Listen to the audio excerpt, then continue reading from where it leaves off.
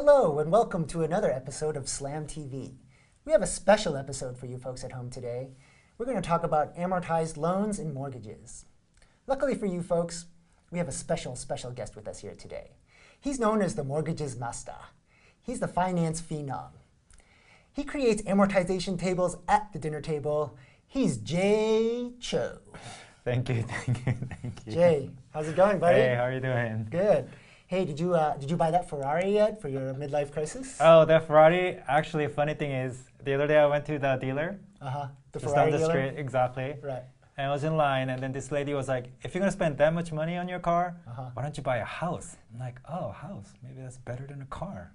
Don't people go broke buying houses? Yeah, remember the housing bubble? I know. I mean, I think a lot of people are scared to buy houses because so many people bought houses they couldn't afford, and then the house foreclosed, and it's like, all sorts of problems. Exactly. So how do I know if I'm spending too much money on my mortgage? Right. You don't want to spend all your income on the housing payment. Okay. They recommend that no more than 28% of your gross monthly income. Gross. Ew. No. That means before tax. It doesn't mean gross. Before taxes. Got it. Exactly.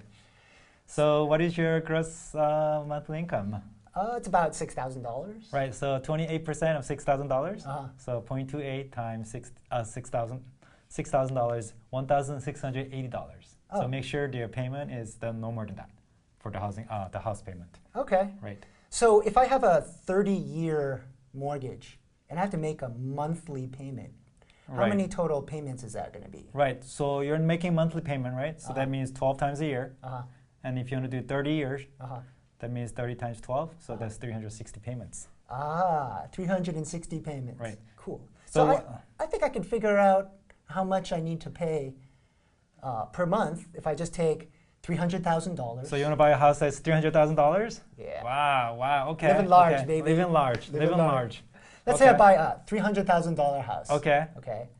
And you said that there were 360 payments. Right. For the whole 30 years, right? Exactly. So if I take $300,000, divide by 360, I get $833.33. Right. Excuse me, no one is going to lend you $300,000 for free. Aren't you forgetting about interest? What? Who is that What guy? is that voice? Is that Leo? Excuse me, Roger, could you move over a bit? Luckily for you folks at home, we have a special guest for you today. He's known as the boss of the bankers. He gets freaky with the finance. He ain't never going broke. He's Jens Christen. Yeah, my friends call me Jens Christen, but you can call me Banker Jens. Wow. Banker Jens, welcome. Thank you. Could you tell our viewers a little bit about what an amortized loan or a mortgage is? Well, mortgage is a special type of loan. It's a loan when a borrower and a lender can take advantage of the power of compound interest. Oh, cool. Is there a formula for this? Oh, yes, there is.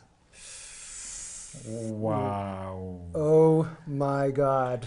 That is so complicated. I think my head just exploded. Maybe we should break it down and look at it from two perspectives, from the borrower's perspective and the lender's perspective. Okay, that's a good idea. Luckily for us, we have a borrower and a lender.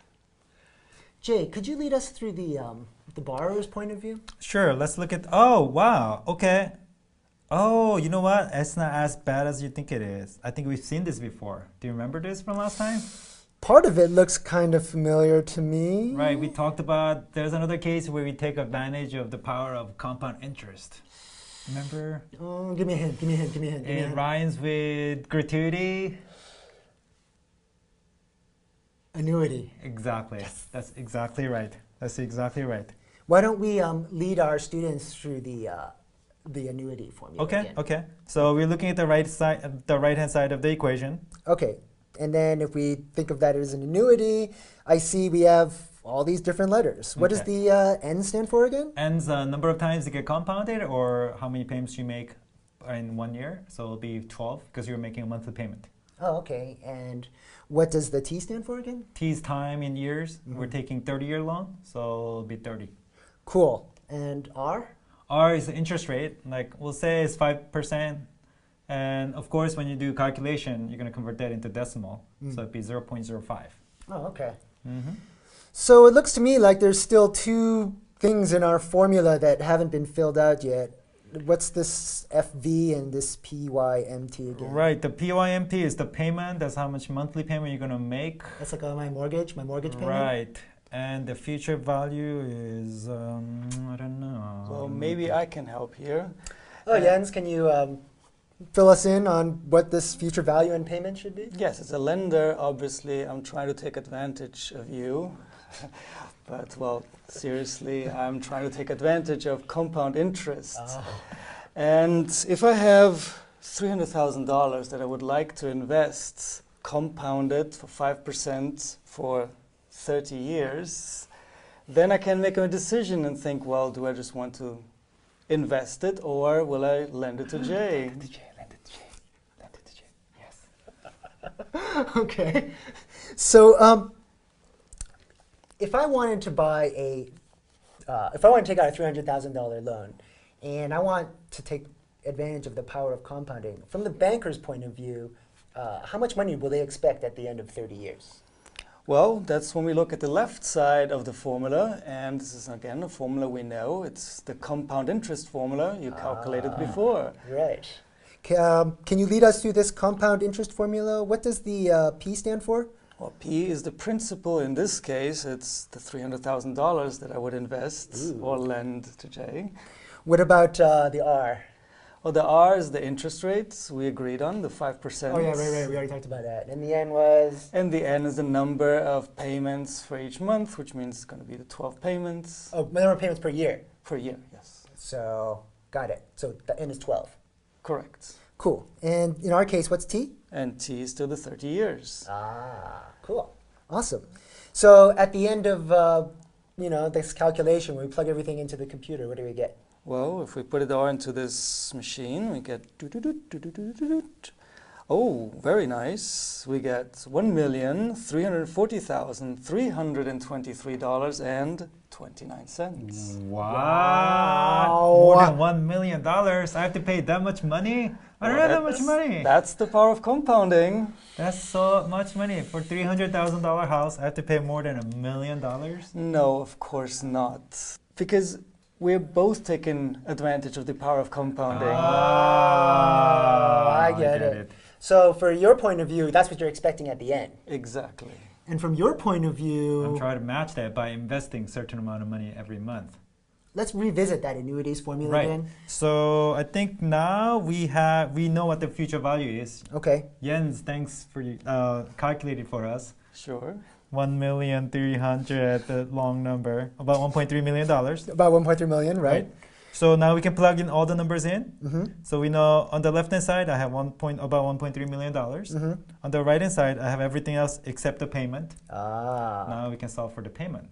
Okay. So let's say we solve for the payment using algebra. Right. So since you want to solve for the payment by itself, you want to divide both sides by the number on the right. Okay.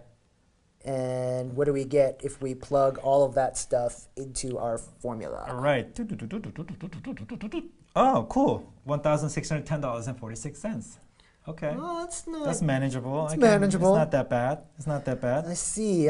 Cool. So, Jens, why don't you sort of tie this whole discussion of our formula together again? Can you just break down everything we just talked about? And Banker Jens, thank you very much. I'm sorry. Wow. So if we look back at our formula, we can see on the right-hand side, what Jay already calculated, that we have his perspective as a borrower. And on the left-hand side, you have the perspective as a lender of the future value that I'm trying to make. Got it. So we set his sort of annuity side, which is on the right, equal to your compound interest side, which is on the left. And then it all just works out, huh? Correct. Awesome. So how much will Jay end up paying in total?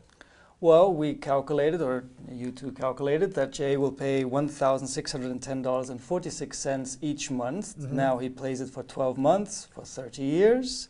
So calculating everything together, we get $579,765.60. Wow. That is still a lot of money. It's like almost like 2 houses, but it's way better than $1.3 million. That's true. Right. That's true. Right. So, Jay, how much interest did we end up paying? Well, according to Jens, Banker Jens. oh, Thank I you. paid $579,765.60.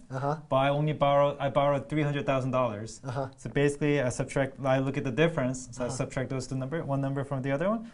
I get $279,765.60. That's how much I paid in interest. Wow. That's a lot of money. Dude, you could buy a house and a Ferrari with that money. Wow. But remember, guys, you don't want to overspend, so you don't want to spend more than 28% of your gross monthly salary. Oh, okay. So let me ask you, Jaden, how much is your gross monthly salary? $6,000. Really? You didn't go to college? Okay, be that as it may. So we can actually figure it out. We have 28% of the $6,000. And putting into our calculator, we get $1,680. Well, that's your payments of $1,610.46 are still less. Yes. So you're fine, Jay. Means I can borrow your money. Yay! And I ain't going broke. I'ma take it to the top. Yeah, never gone broke, never gone broke. Never gone broke, never gone broke. Never gone broke, never gone broke.